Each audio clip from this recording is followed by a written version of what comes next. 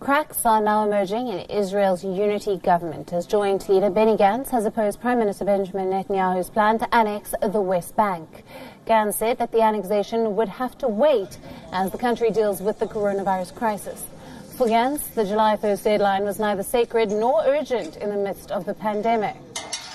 This now exposes a growing rift between Gantz and Netanyahu, just weeks after their coalition government was sworn into office. Many are even raising questions about the viability of Netanyahu's annexation plan. Gantz's reaction prompted Netanyahu to tell his own Likud members that he was working discreetly with the Americans. He even went ahead to say that the issue does not depend on Gantz's blue and white party.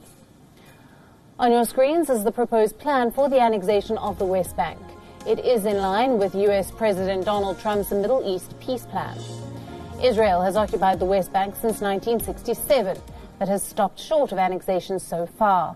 The plan allows Israel to annex 1/3 of this already occupied West Bank and include parts of the strategic Jordan Valley as well. Responding to the developments in Israel, the UN Human Rights Chief has urged Israel to halt all illegal annexation plans.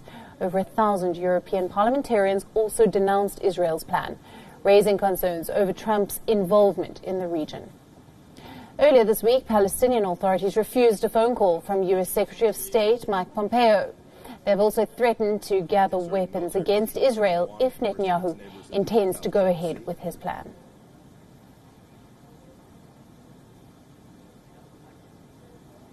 Earlier, we were joined by Israel's diplomatic correspondent from Kan TV, Amichai Stein from Jerusalem.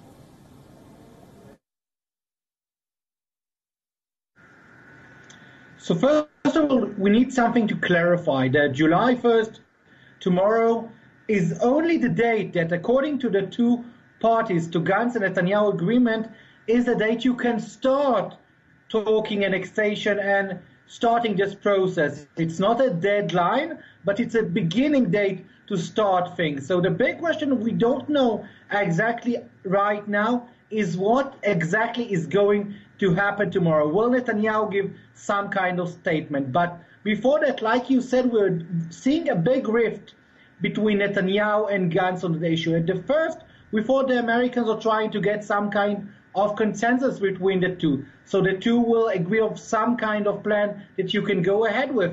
But in the last 24 hours, it seems, again, a big rift between the two.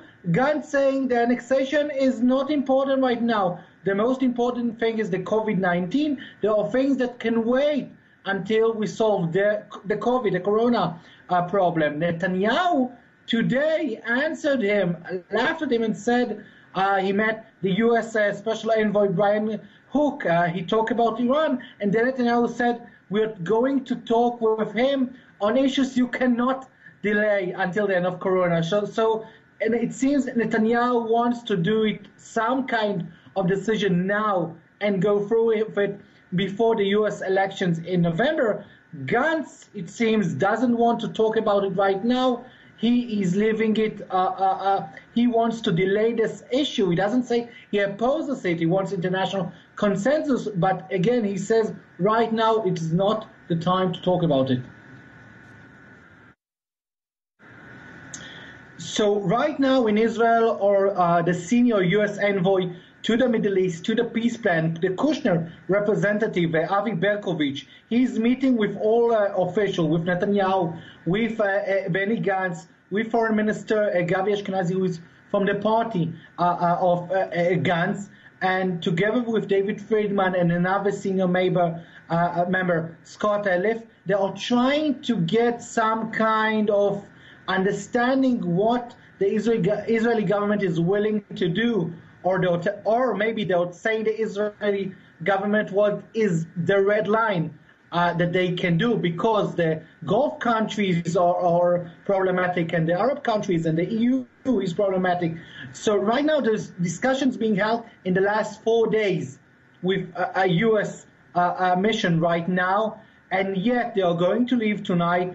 And again, we still don't have the pictures what exactly is going to happen. We haven't seen a map, at least I mean the Israeli public. We haven't seen a map. And the big question again, will President Trump give the green light for some kind of annexation in the West Bank. He has the economic situation, he has the corona situation. The big question, does he need another headache for his administration now that he has these two big issues?